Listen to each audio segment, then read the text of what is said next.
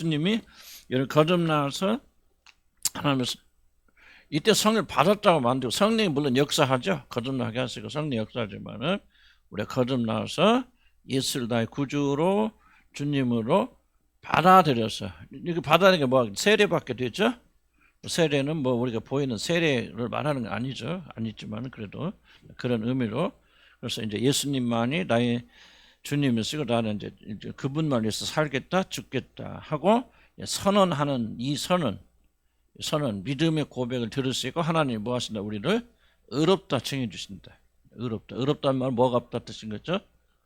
죄가 없단 말이 아니고 죄의 책감. 더 이상 너는 내가 너의 죄를 가지고 너를 심판하지 않겠다 하고 그의 죄를 사해 주시는 거예요. 그래서 무슨 용어라 그랬죠? 법적 용어. 그러니까 이렇게 의롭다고 칭해 주시면 우리는 실제적으로 의로워야 의롭잖아요. 실제로 의롭지 않죠. 우리는 여전히 죄의 영향이 있고 죄의 가릅니다.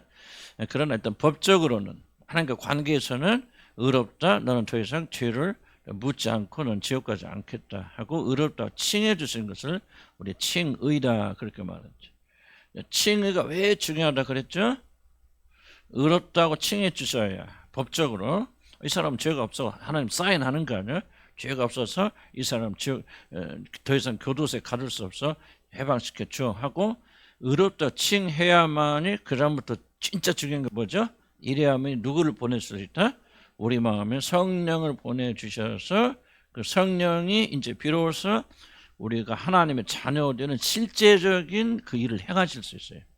이전까지는 불가능합니다. 우리 마음에 역사하실 수도 있고 깨닫게도 하실 수 있고 그렇지만은 실제 그 성령이 우리 안에서 우리가 막 하나님 자녀를 예수 그리스도와 같은 자를 만들어 가신다든지 그런 일을 할 수 없죠. 도우시고 위에서 역사하시지만은 그래서 칭이 의롭다 칭해 주시면은 하나님께 그 성령을 어디에 보내주셔요?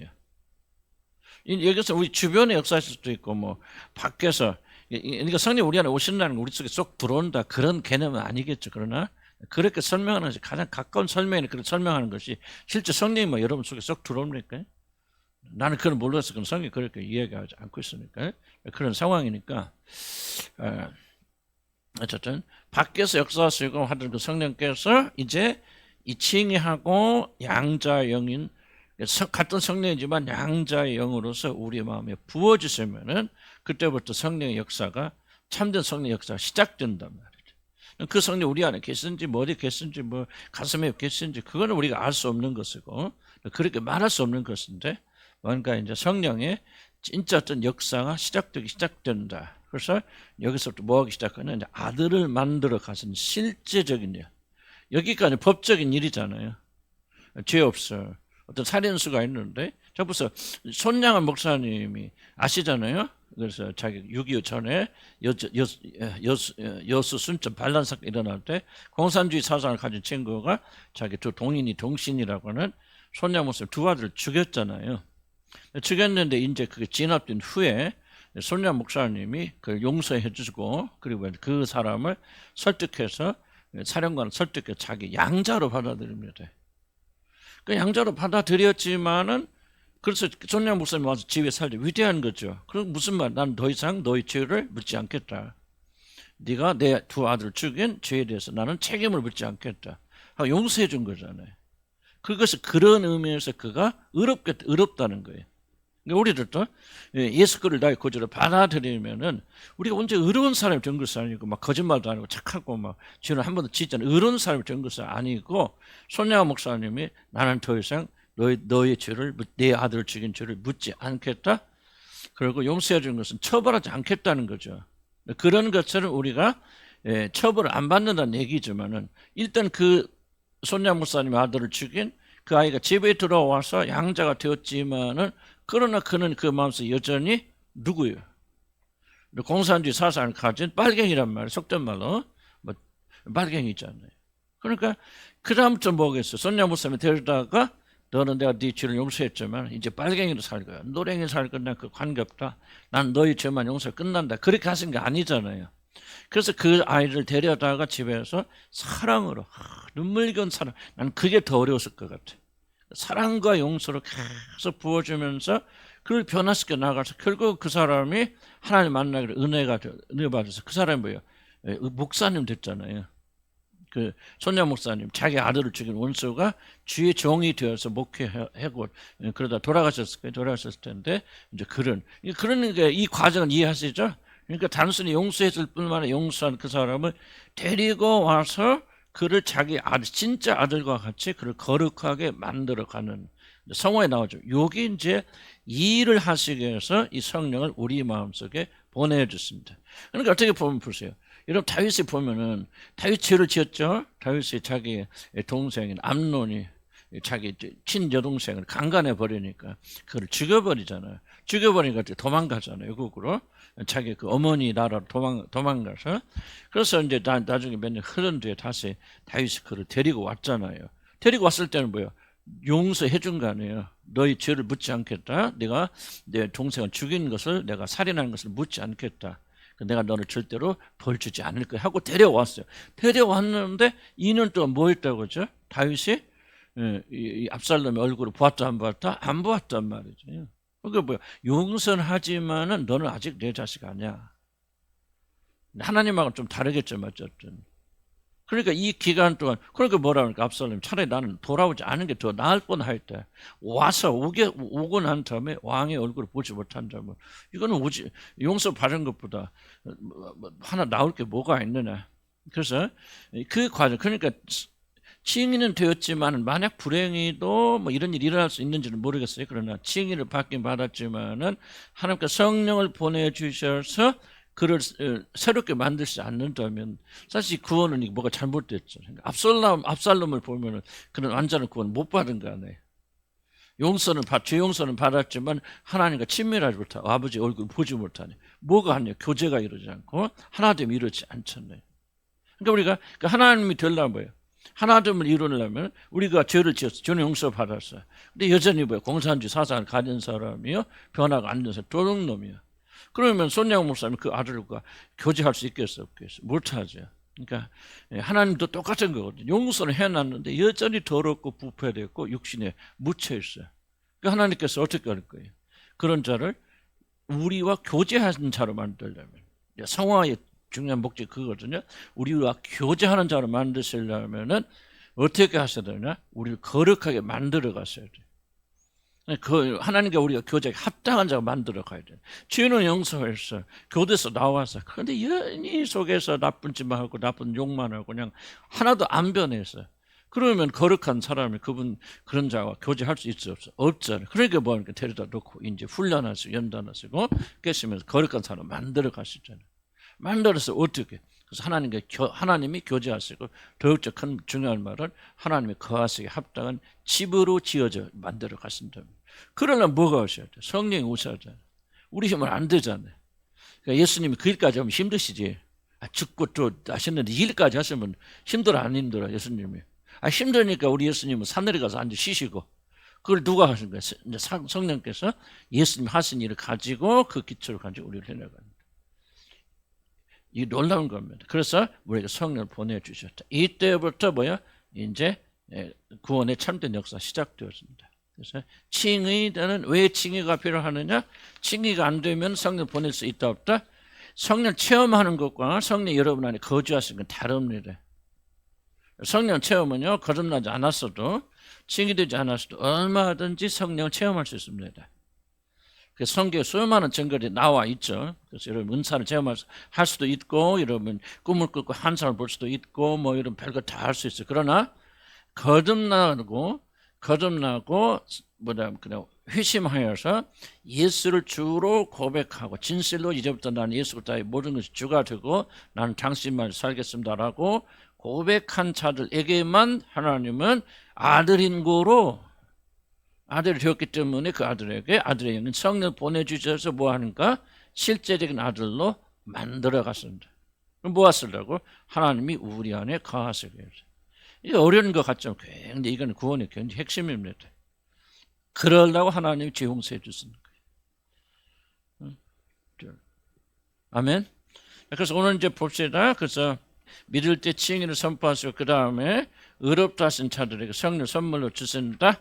그러니까 의롭다함을 받지 못하면 무슨 비극이 일어난다? 성령을 받지 못하고 하나님의 자녀로 만들어 가질 수 없다. 그래서 여러분들이 믿고 고백하고, 그래서 세례가 굉장히 중요하죠. 그 세례를 받아야 되냐, 우리가 지금 하고 있는 세례를 의미하는 건 아니겠지만은 진짜 마음으로 믿고 입으로 정말 예수님은 나의 구주시오, 나는 죽으나 사나 당신을 위해서 살겠습니다. 어느 시점에 보면 여러분 꼭 세례를 안 받아도 그런 고백할 때가 있죠. 진실점만. 그때 여러분 자신의 생명을 주님께 드리는 거고, 그때 예수님을 여러분이 구주이실 뿐만 아니라 주님으로 모셔드리는 거예요. 그래서 그때부터 그분께서 우리를 통치하시는 삶 속에 들어간다. 그래서 아들이 되어서 아들인 거로 아들의 영을 보내어 그렇게 하신다는 거죠.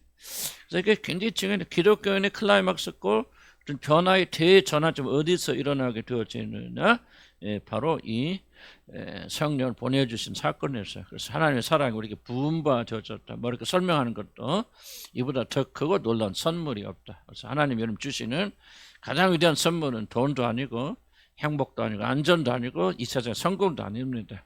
그렇게 주실 수도 있지만은 그것은 하나님의 사랑과 사랑에 하나님 진정한 사랑은 뭐예요?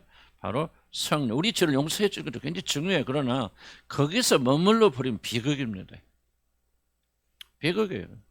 우리가 죄 용서받고 천국에 간다, 거기서 끝나버린다면요, 그럼 비극이 왜? 더 깊은 놀란 축복이 뭐냐? 바로 하나님의 아들이 되어서 하나님이 여러분 안에 영원히 거하게 되어진 이 놀란 축복. 그러려면 뭐 해야 됩니까? 성령이 오셔서 작업해야 된다. 깨끗하고 정결해야 된다. 그 성령을 받는 것이 우리가 경험할 수 있는 최고의 그런 축복이다. 그런 겁니다. 그래서 칭의가 되어지면은 여러분 신분이 달라지죠. 그러나 양자 영을 받으면 실제적으로 하나님과 여러분 관계가 달라진다. 실제 관계 속에 들어간다. 그래서 그 다윗과 압살롬의 관계를 여러분 기억하세요. 그래서 결국은 압살롬이 배반하죠. 자기 아버지를 배반하고 자기 왕들을. 왜 그랬습니까? 이 친밀이 없었기 때문에. 용서는 받았으나 친밀이 없는 자들은 반드시 왕을 배반합니다. 여러분 기억하세요. 그래서 여러분이 용서는 받아 낳고 예수 믿고 이제 구원받아서 죄 용서받아 하늘나라 간다.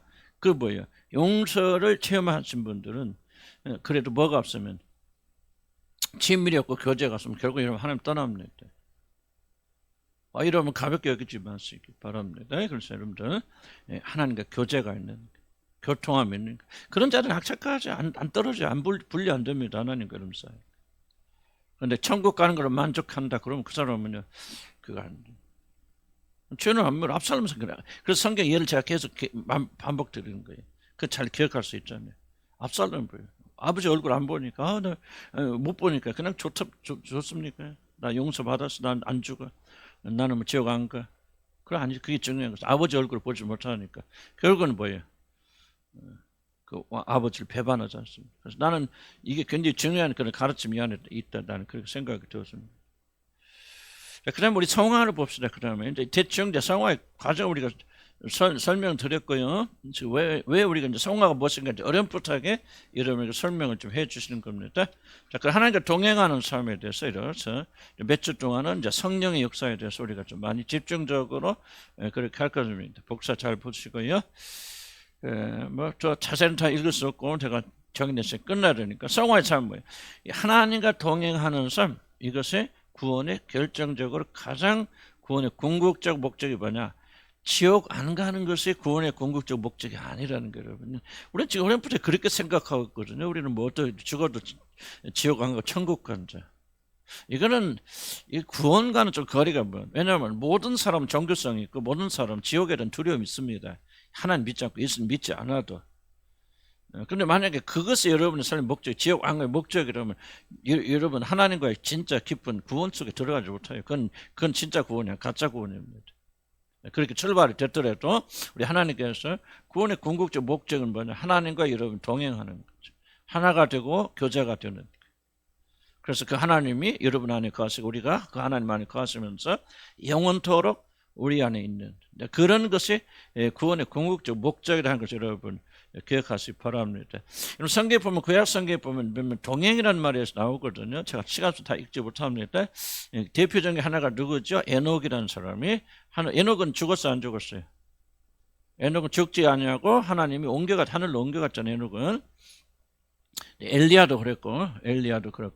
그런데 이제 에녹의 사건은 그런데 에녹이 하나님께 데려가기 전에 뭐죠? 하나님과 동행했단 말이에요. 여기 보면 성경에 창세기 5장 22절에 보면은 에녹은 300년을 하나님과 동행합니다.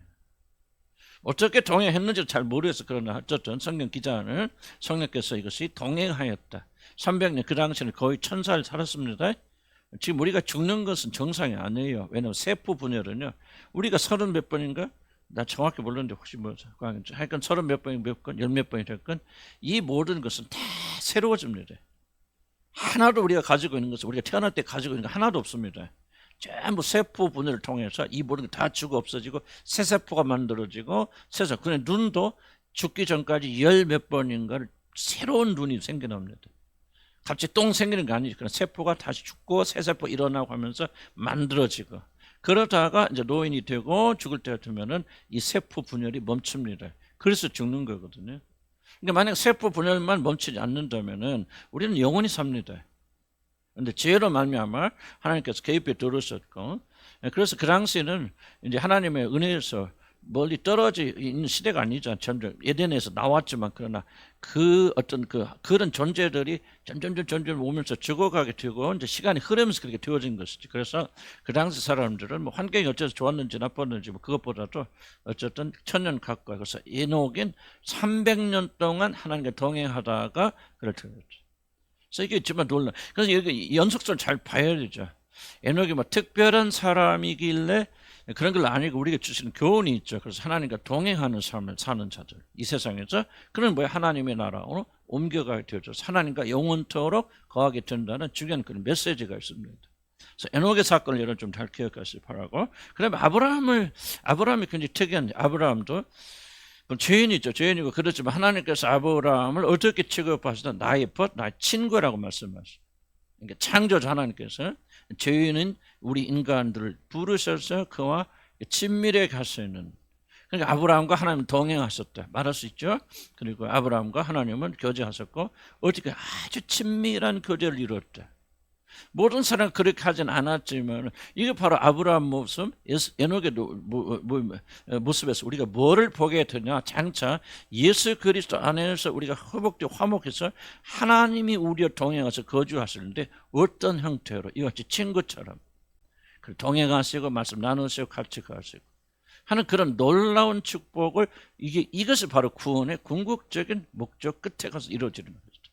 하늘나라가 뭐가 하늘나라입니까? 많은 분들이 그냥 먹고 마시고 하늘나라에 가면, 근데 성경 뭐라고 하냐면 하늘나라는 먹고 마시는 것이 아니오라고 부정하지 않습니까?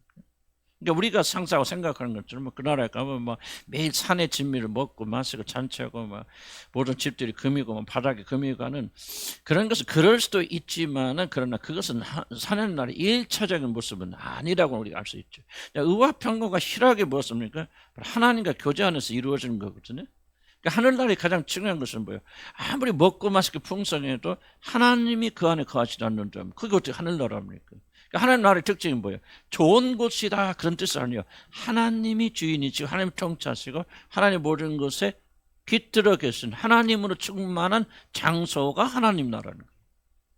그러니까 우리가 하늘나라 간다고 하는 것은 그 나라에는 뭐 잘 먹고 못 먹고 그것은 이슈가 아니고 더 중요한 것은 하나님으로 가득 차는 것, 충만한 것, 그리고 우리 전 존재가 하나님의 충만하심을 하나도 놓치지 않고 다 누릴 수 있는 그곳을 가리켜서 천국이라 그렇게 말합니다. 좀 어렵게 들릴지 몰라요. 그러나 우리가 점점 알아갈 수 있더라고요. 하나님이 우리를 채우시고 하나님이 더 많이 우리를 점령하고 지배하시고 하나님이 더 많아질수록 우리는 정말 어떤 상상할 수 없는 놀라운 축복과 영광 속에 들어가게 되어진다. 우리 인간은 죄 있고 뭐 육신 때문에 막 그런 걸 거꾸로 가지 않습니까? 하나님은 들 수 있으면 적게 우리를 간섭하게 해서 하나님 적으면 적어서 난 행복해 내 마음대로 하고, 왜 하나님 우리 그렇게 그런 생각할 수 있지만, 그러나 진짜 그렇죠. 진짜 우리가 온전히 행복하고 만족한 것은 하나님으로 충만하게 되어지는 것, 바로 그것이 천국이다. 아멘. 그럼 먹을 것이 있는지 없는지 뭐 모르겠어. 그러나 안 먹어도 사는데 하나님 한 번이면 된다는데, 그 하나님 한 번으로 정말 모든 것이 충만히 채워지는 바로 그런 것이다. 바로 그런 하나님이 내 친구다. 이거 어떻게 상상이 안 되잖아요. 온 우주 만물을 채우시고 온 우주 만물을 충만케 하시는 그 왕 되신 그 하나님이 여러분을 향해서 너는 내 벗이다 말이다. 내 친구다. 그러니까 이것보다 더 큰, 이 하나님과 나누는 교제보다 더 크고 놀라운 것이 어디가 있을까? 우리는 이제 인간적인 생각이고 육신에 갇혀 있으니까 매일 먹고 마시고 뭐 물질이고 이런 게 더 크다고 생각하지만은 우리 영적 눈이 열려서 아 진짜 그렇구나 하고 이런 믿게 된다면은 우리 인간이 누릴 수 있는 최대 행복은 다른 거 아니에요. 축복은 하나님. 그래서 하나님 뭐예요? 아브라함아 룻은 지금 큰 땅을 차지하고 지가 나갈 줄 아나 세상 걸 차지하고 지가 그냥 그렇게 갔자. 그러나 뭐라고 그러니까 아브라함이 내가 너의 지극히 큰 상급이니라. 나 하나면 너는 만족해. 최고야. 전부야. 그 말을 지금 하고 있는 거 아니에요. 그러니까 그가 바로 아브라함의 친구 벗이 되어서 그와 동행한다. 그래서 하나님과 동행하는 삶은요. 우리 인간이 뭐 이 이상 없어요. 이 이상 축복 없습니다. 이 이상 놀라운 것이 없고요. 우리 먹고 마시고 뭐 애원하고 방언하고 뭐 기적이나 죽은 날 뭐 그거 아무것도 아니에요. 하나님과 동행하는 삶은 인간이 누릴 수 있는 최고 행복이고 행운이고 축복이고 설명할 수 없는 그런 것이다. 근데 중요한 것은 구약에는 그런 몇 명이나 구약시대는 그런 영광을 누렸습니까? 아브라함, 에녹, 엘리야. 이게 손가락에 몇 명만 극소수의 사람들 말이에요. 근데 중요한 것은 뭐냐면 이제 신약 시대로 넘어. 신약은 뭐 예수님의 십자가를 통해서 구속받은 우리에게로 넘어오면은 극히 몇 사람만이 누렸던 이 하나님과 교제하고 하나님과 화목하고 하나님 안에 있던 그런 것들이 이게 뭐예요? 누구든지 그를 믿는 모든 자들에게 확장되죠. 아멘. 흥분해야 돼. 놀라운 거죠. 이게 구약과 신약의 차이죠. 근데 구약 때는 물론 예수님 믿고 하나님 믿고 뭐 그래서 구원 받았겠지만은 극소수의 사람들만이 하나님과 동행하는 삶을 살았다. 얼마나 믿음이 좋으면 하나님과 동행할까. 그런 특별한, 그러나 신약으로 넘어두면은 이제 이걸 생각을 바꿔야 됩니다. 우리도 만약 구약시대 사고를 가지고, 아, 그래, 지금도 우리가 특별한 사람들만 하나님과 동행하는가 보다.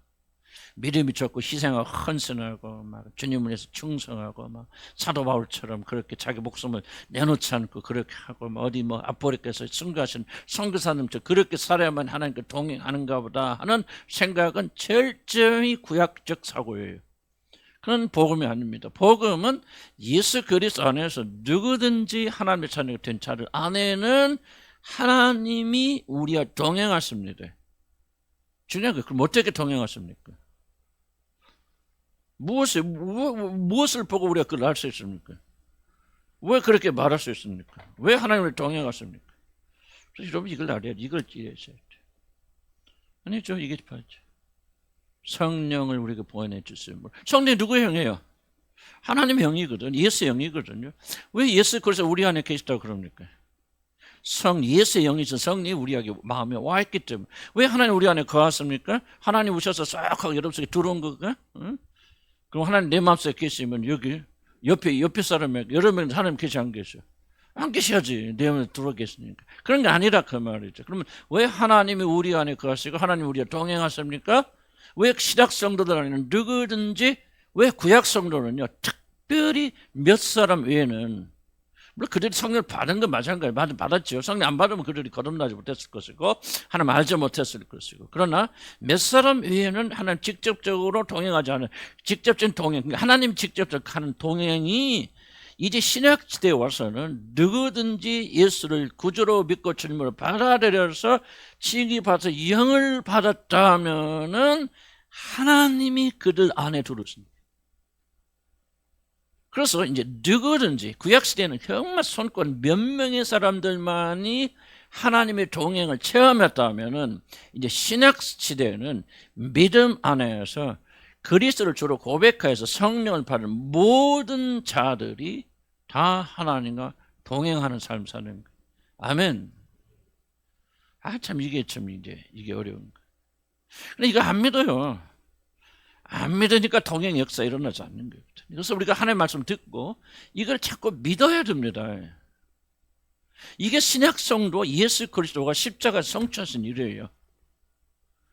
신앙의 최고의 목적이 뭐예요? 목표가 뭐냐면 하나님과 동행하는 거거든요. 아브라함을 향해서 하나님이 너는 나의 벗이라고 말하는 것처럼 더 영광스러운 일이 없다. 그런데 십자가의 복음에 놀란 것이 뭐냐? 이 일로 십자가로 말미암아 이제 뭐 그가 죽으시고 부활하셔서 우리 죄를 다 담당하심으로 말미암아 이제 비로소 뭐가 가능하지죠? 하나님의 영을 우리에게 보내주셔서 물론 사람의 영이 역사하지만 그 역사가 아니고 우리 마음에 하나님의 영을 보내주셔서 하나님이 우리와 동행하신 일을 비로소 시작할 수 있다. 왜? 예수 그리스도 죽으시고 부활하셔서. 그래서 여러분 마가의 다락방에서 그들이 성령을 받을 때 그때 물론 처음 받은 성령 아니죠. 그런 이례적인 사건이니까 좀 다른 거지만 성령 받을 때 뭐라고 말합니까? 너희가 보는 이 성령은 예수 그리스도께서 모든 일을 마치 하나님께 올라가서 아버지께서 받은 이 성령을 오늘 너희들이 보는 눈앞에서 부어주고 계신 것입니다. 그러니까 예수 그리스도 십자가 모든 사람을 마치 죽고 복종하심으로 하나님의 자리에 오르실 때 하나님 그에게 자기의 모든 영을 아들에게 주시사 그 다음부터 그 아들이 성령으로 우리를 세례를 주는 자. 그래서 누구든지 예수를 믿고 믿음으로 참으로 고백하는 자들에게는 뭐가 되냐? 의롭다 칭한 자들은 성령을 그 마음에 부어주셔서 하나님을 아버지라 부르짖게 한답니다. 그때부터 뭐가 가능하느냐? 이제 하나님과 동행하는 삶이 가능해진다는 말이죠. 이것을 우리가 뭐 해야 된다? 믿어야 된다.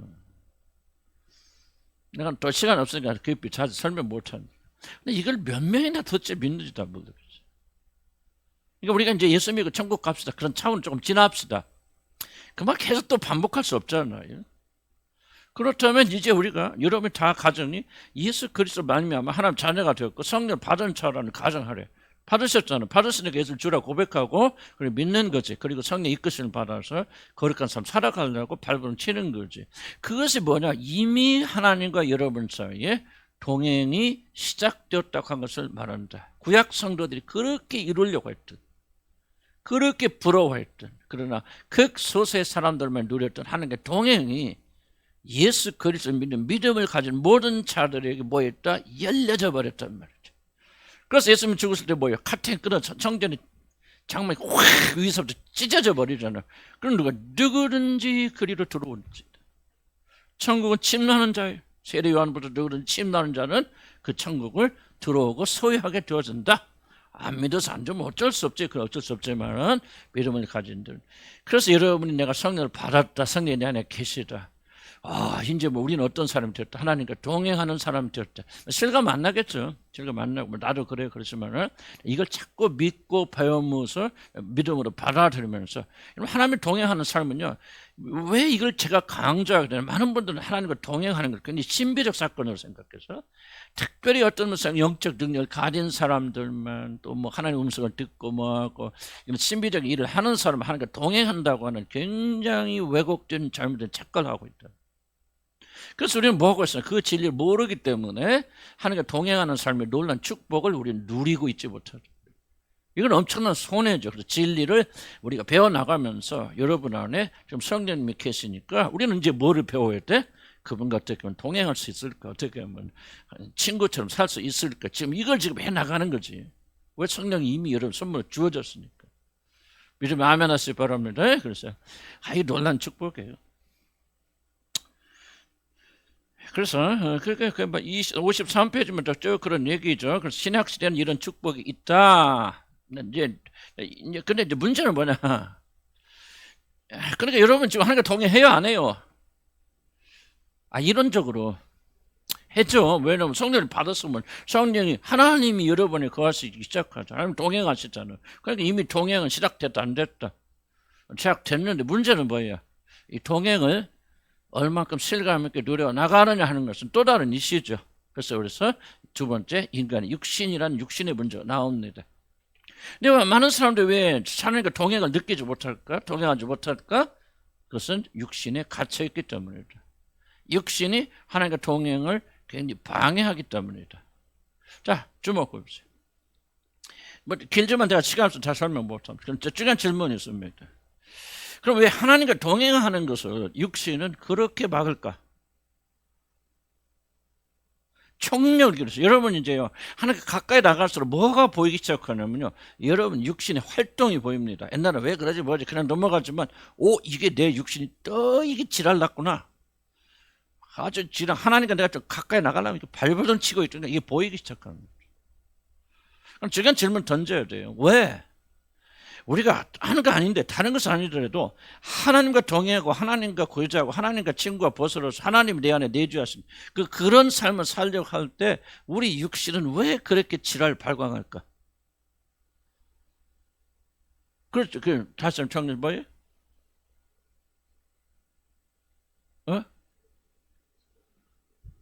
그래서 바로 이 점이에요. 아주 정확히 대답해요. 여러분 왜 육신이 싫어하냐면 여러분 하나님과 동행하는 사람은요 철저히 뭐를 전제로 하고 있느냐 육신의 죽음을 전제로 하고 있습니다. 자 보세요. 여러분이 지금 하나님 여러분과 성령 받으신 분들은 성령 은사를 받아 능력 받아 그게 아니고 일단 여러분의 예수 그리스도를 나의 주로 고백해서 여러분 마음에 성령이 주어진 사람들 아니 문제는 뭐예요? 그러니까 여러분 안에 성령 하나님과 동행이 시작됐어 안 됐어? 됐는데 여러분이 하나님과 신뢰감 있게 그렇게 동행하고 있어요? 못하고 있어요? 그럼 왜 못하고 있어요? 대답은 뻔하죠. 뭐가 방해한다? 육신이 방해한다 그 말이에요. 육신에 져서 육신에 따라가기 때문에 저와 여러분이 하나님과 동행하는 삶을 누리지 못하는 거예요. 하나님이 동행하는 길이 열린 것과 우리가 그 길을 누리는 것은 전혀 다른 일입니다. 난 잘 들었어요. 우리가 복음을 전하면서 근데 이단처럼 전해서는 안 되겠다. 전 굉장히 조심합니다. 여러분이 지금 무엇인가 특별한 일을 많이 하고 헌신하고 여러분 착해지고 막 그렇게 하나님께 모든 걸 내놓으면 그때부터 동행하는 게 아니에요. 이건 구약시대는 그랬지만 신약시대는 전혀 다릅니다. 신약시대는 누구든지 예수 그리스도 안에 있고 그분의 십자가를 믿고 그분을 받아들여서 그분을 나의 주로 삼으셨고 성령을 받은 자들은 이미 그분과 동행하고 있어요. 하나님과. 왜? 성령이 와 계시니까. 근데 중요한 질문은 왜 그것을 누리고 있지 못하나? 그건 육신이 절대적으로 방해하고 있기 때문에. 지금 저와 여러분 육신의 지는 패배하는 삶을 살고 있기 때문에 하나님이 우리 안에서 역사하시고 동행하시는 이 놀라운 축복을 누리고 있지 못합니다. 그런데 우리가 이걸 이해해야 돼요. 왜 그러면 육신은 그렇게 방해할까? 하나님과 동행하는 삶의 절대적인 조건은 육신의 죽음이에요. 그러니까 내가 육신이 있어. 내 안에 살고 있어요. 그런데 내가 하나님과 친해지려고 그래. 그럼 우리 그러잖아요. 뭐 그렇죠. 나도 이제 찬양 들을 때 여자하고 뭐 부른 사람들 거의 많잖아요. 거의 대부분 듣잖아요. 내가 막 이렇게 오늘 아침에도 막 최정은 씨인가 누군가 또 몇 분 또 여자분들이 또 십자가 노래 부르는 거 듣고 왔단 말이에요. 그럼 내가 말이지 그거 듣고 있는데 우리 집사람이 막 우리 목사님 맨날 여자 노래만 듣고 말이지 저 여자를 사랑하는가 그래 안 그래? 안 그러잖아. 내가 또 우리 사모님 또 그 백석종 잘 들어. 열심히 들어. 아이고 맨날 남자 찬양을 남자만 그렇게 들어가. 그러려면 그 사람하고 살지. 그래 안 그래? 안 그러죠. 왜 그럴까? 자 보세요. 나나 우리 집사람이 남자가 됐건 그 남자 그 여자의 찬양을 듣고 내 믿음이 증가되어져 나가면은 우리 집사람이 잃는 게 있어 없어? 없지. 그럼 내가 은혜 받으고 더 잘해주겠지. 사모님 그러고 막 성기고 그러고 또 우리 집사람 은혜 받으면 또 막 샤님 그러고 막 이렇게 하겠지. 그러니까 전혀 이해관계 없게. 그러나 만약에 이해관계가 있다면 철저하게 받겠지. 잘 들으시기 바랍니다. 여러분 이걸 왜 하냐면은 왜 하나님과 동행하는 삶의 특징이 무엇인가를 이해하지 못하면 우리는 동행을 누릴 수가 없기 때문에 그래요. 무슨 말을 제가 하고 있느냐? 하나님과 동행하는 삶에는 철저하게 자신의 죽음이 있어야 돼요. 이 자신의 죽음이 없을 때는 여러분이 이미 성령이 여러분에 와 계셔도 여러분 동행할 수 없어요. 그래서 육신은 알죠. 이 사람이 하나님과 가까이 나가면은 뭐 한다는 거예요? 나는 죽는다. 죽어야 돼. 그러니까 여러분이 제일 두려워하는 게 뭐예요? 여러분이 잘 들었어요. 육신을 따로 분리하지 말고요. 육신도 우리 부분이니까. 여러분이 자신이 제일 두려워하는 게 뭐예요? 그렇죠. 하나님과 가까워지는 거예요, 여러분들이. 하나님과 가까워지면 누가 그렇게 방해할까? 여러분 스스로가 방해합니다. 그걸 가리켜 우리는 육신이라 그렇게 말하는 것이지. 이해합니까? 그러니까 하나님과 동행하는 삶 속에서는 열쇠가 다른 거 아니에요. 우리가 얼만큼 헌신합니까? 얼마나 기도 많이 합니까? 이게 이슈가 아니고 정말 중요한 것은 뭐냐? 얼만큼 우리가 우리 육신을 십자가에 못 박아 죽이느냐. 그러니까 하나님과 동행하려면 뭐 해야 되냐? 날마다 우리 육신을 십자가에 보내서 거기서 죽여야 돼요. 이걸 하지 않기 때문에 여러분이 동행을 못 느끼시고 못 누리시는 거예요. 거듭나고 하나님 자녀라면. 여러분이 하나님과 동행하는 삶이 정말 중요하다고 여긴다면 나 별로 중요하지 않아요. 사실 우리도 그렇게 느낄 수 있죠. 그러나 그것은 정말 구원받은 자리 할 말 아니잖아요. 우리 안에 성령 계시다면 이것보다 더 중요한 것이 어디가 있어요. 여러분이 만약 하나님과 동행하기를 원하신다면 하나님과 동행하기 위해서 여러분도 열심히 기도하려고 하지 마세요. 헌신하려고 하지 마세요. 헌금하려고 하지 마세요. 교회 와서 뭐 소리 질러 기도한다고 하는 게 동행하는 게 아니에요. 하나님과 동행하려면 뭐를 성공해야 돼? 날마다 우리 육신적 자를 십자가 보내 죽여야 돼. 이거 안 되니까 뭐야? 우리 성령께서 우리를 날마다 끌고 가시 어디 십자가 밑으로 가서 거기서 우리를 못 박으시는 일을 하는 거예요. 못 박게 죽으면 뭐가 가능하지? 하나님과 동행이 가능해지고 그러지 못하면 그렇게 하지 못한다. 이게 지금 54페이지 계속 지금 써는 겁니다.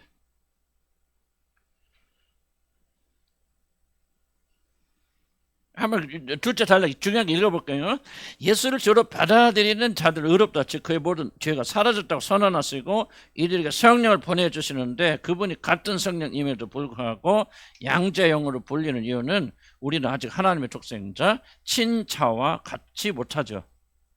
그래서 우리 구분이 있어요. 하나님 자녀지만은 친자는 죄가 없으시고 완전히 죽으신 분이고 그런 분이죠. 우리는 아직도 죄에 대해 살아있는 그런 자. 그래서 우리는 양자죠. 그래서 이 양자를 친자로 바꾸시기 위해서 하나님 성령을 우리에게 보내주셔서 그럼 뭐 하느냐? 우리 육신적 자를 죽이시는 일을 한다. 성령이 우리 안에 오셔서 그러니까 밖에서 은사를 주시고 능력을 베푸시는 성령이 아니고 우리 안에 들어오셔서 마음에 주셔서 우리로 하나님과 동행하게끔 만들어 가시는 주 성령님께서 하시는 주 사역이 뭐예요? 여러분을 죽이시는 거예요. 실패하게 하시고 어려움을 겪게 하시고 수치스러운 일을 당하게 하시고 이런 일을 통해서 날마다 그분을 우리는 십자가로 끌고 가시는 거예요. 가서 못 박아 버리는 거예요. 저도 요즘 그런 거 많이 경험했습니다. 돈을 사랑하는 마음이 남아있으면 안 되니까 하나님은 호되게 깎아버리시는 거예요. 그래서 그 부분이 뭐예요? 십자가에 못 박혀 죽는 거예요. 완전하지 않지만 너무 명예와 권세를 내가 사랑하는 마음이 있다 없어요. 그런 뭐예요? 하나님 앞에 어떤 일이 막 대박 실패를 경험하게 해서 하나님께서 처참하게 나를 죽여버리시는 거예요. 그 부분을. 성령이 오셔서 하는 일이요. 자, 벌써 다릅니다. 좀 시간이 가서 그렇지만 성령이 하시는 일은 외적인 은사를 나타나시는 성령. 그래서 우리를 도우시고 격려하시고 또 전도케 하시는 그 성령 역사 있습니다. 죽은 자를 살리시고 병든 자를 고치시고 하는 성령 외적 사역은 그거는 따로 있어요. 내가 그걸 말하는 거 아니죠. 성령 내적 사역이 있어요. 우리 안에 마음에 오신 성령께서 하시는 뭐냐? 여러분 잘 들으세요. 그 하시는 주 일은 뭐냐? 여러분을 죽이는 일이에요. 그래야만이 우리가 동행합니다. 이미 동행은 시작됐어요. 성령 와 있어요. 그런데 왜 못하세요? 육신이 살아있어서 못하시니까. 하나님과 동행하는 자를 만드시기 위해서 보내준 성령은 뭐 하시겠습니까? 오셔서 여러분 육신을 철저하게 십자를 못 박게 가시죠. 그래서 뭐 합니까? 사람들이 하나님 우리가 잘하는데 못하게 하신다 그런 뜻이라 우리 책임 많죠. 그렇긴 하지만은 성령 주하신 것은 우리를 처절하게 깨시고 부수시고 죽이시는 일을 하신다. 어느 때 보면 너무 잔인하시다. 그런데 왜 잔인한 일을 하십니까? 시기하기까지 우리를 사랑하시 질투하시기까지 사랑하시. 성령은 무슨 질투? 우리가 모든 힘을 다해서 우리 안에 계신 하나님을 사모하게 만드는 게 성령 역사예요. 그래서 우리가 다른 거 세상 사람 질투하신다, 분노하신다. 그렇게까지 살아가신 그 하나님 성령께서 우리를 어떻게 하느냐? 지속적으로 십자가에 못 박은 일을 가서 그냥 죽이시는 거 이것저것 처절하게 죽이시는 거.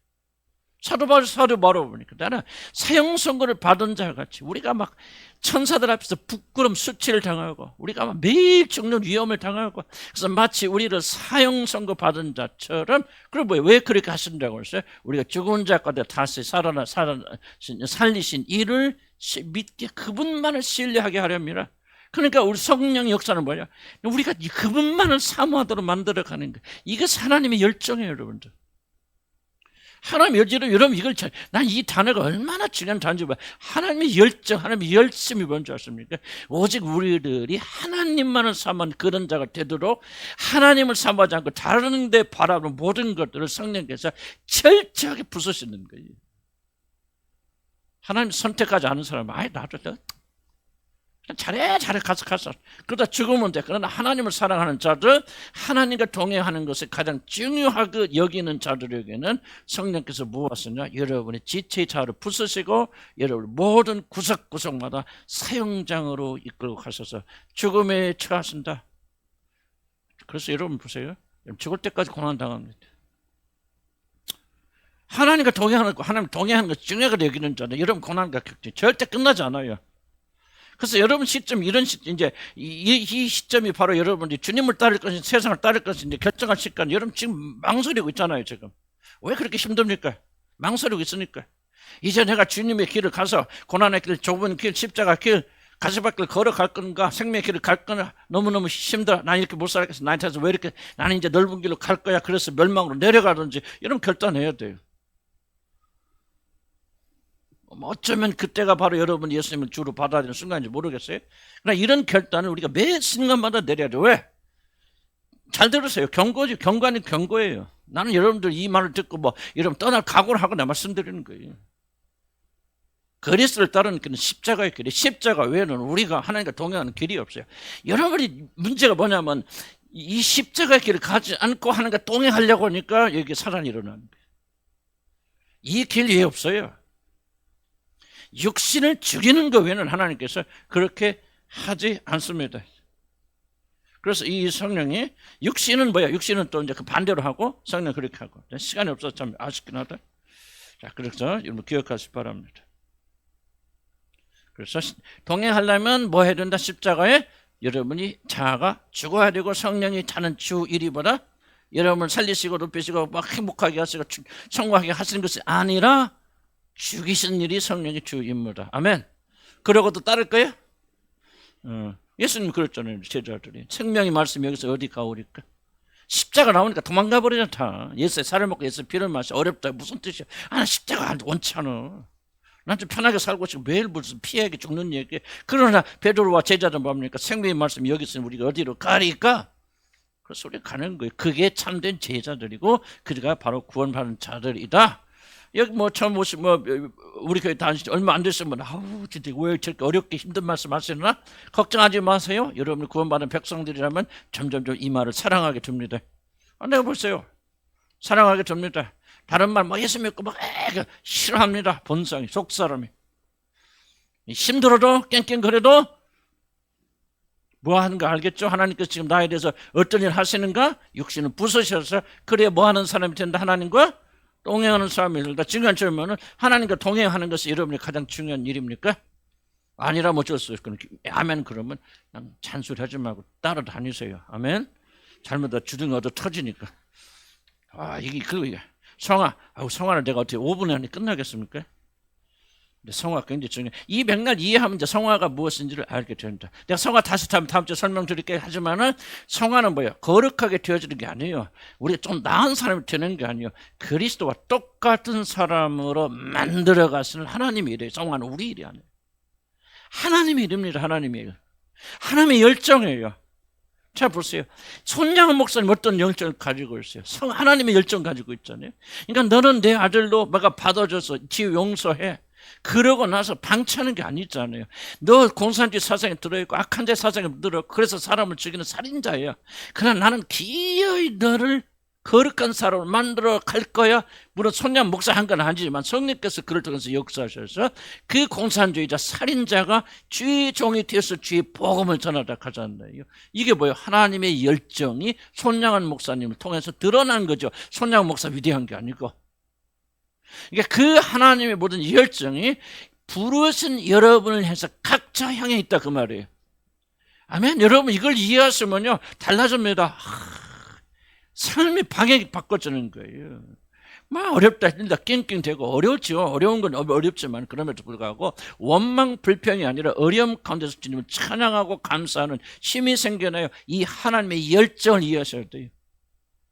하나님은 기어이 마다의 형상으로 바꾸셔서 여러분 어떤 자 하나님 나라의 모든 유업을 이어가는 왕 같은 자로 삼으시려는 하나님의 열정이 오늘 성령을 보내셔서 그 성령이 뭐하냐 여러분을 십자가를 이끌고 가서 거기서 죽이시는 거예요.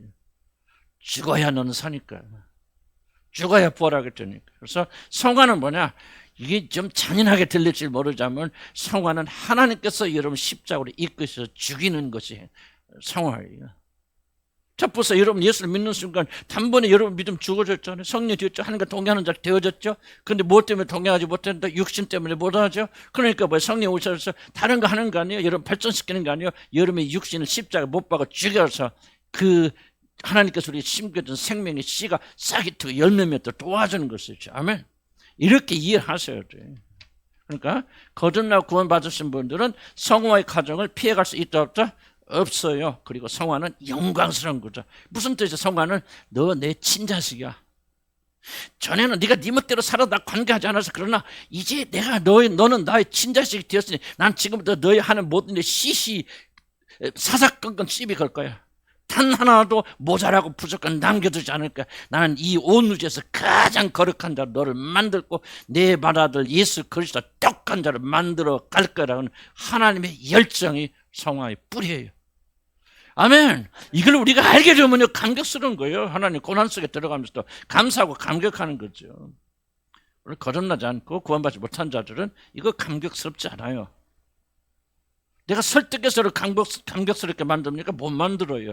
그럼 거듭나야 돼요. 여러분 하나님의 영을 받아야 돼요. 여러분 하나님의 자녀가 되어서 그 영이 와 있어야 그래야 이게 감격스럽게 느껴지는 거예요. 그럼에도 불구하고 우리 육신에 갇혀 있기 때문에 주의 종들이 말씀을 통해서 이걸 부숴주시고 도와드리는 것이지 나는 여러분이 감격스럽게 기쁨으로 그렇게 할 수 있도록 만들어줄 수 없어요. 그래서 여러분이 이런 말에 아무런 감흥이 없다 뭐 전혀 감격스럽지 않다 그러면 그거는 여러분이 난 어쩔 수 없는 거예요. 그거는 그분의 영이 하나님의 영이 아니기 때문에 어쩔 수 없지. 그러나 여러분 그런 마음이 있지만은 그래 안 된다. 참 나는 정말 이게 이 정말 하나님과 동행하는 사람 되고 싶어. 죄 짓지 않냐고 막 죄는 상관없고 정말 충만한 사람 되고 싶어. 그런데 왜 안 될까 하는 자들의 진리가 여러분 말하는 거예요. 염려하지 말라. 이건 하나님이 하신 일이다. 하나님의 일이라 하나님의 열정이다. 하나님은 기어이 여러분을 마다리가 똑같은 자를 만들어 가실 것이다. 아멘. 그것을 우리가 바라보면서 용기를 내는 거예요. 그래서 낙심하고 낙담하고 일어서는 거지. 아 그렇구나. 하나님이 일을 시작했으니 반드시 마칠 것이구나. 낙담될 때 다시 일어나는 거죠. 실망할 때도 다시 소망을 가지게 되는 것이죠. 아 너무 힘차 벅져 이렇게 어떻게 하지? 그럴 때 우리가 믿음을 가지는 것이지 낙심하지 말라. 이건 너의 일이 아니다. 아버지께서 하신 일이고 그 아버지가 무한하신 능력과 지혜 가운데 반드시 일어나가실 것이다. 아멘. 그러니까 우리가 다시 힘을 내고 일어나는 거예요. 이게 믿음의 사람들이에요. 아멘. 기도합시다.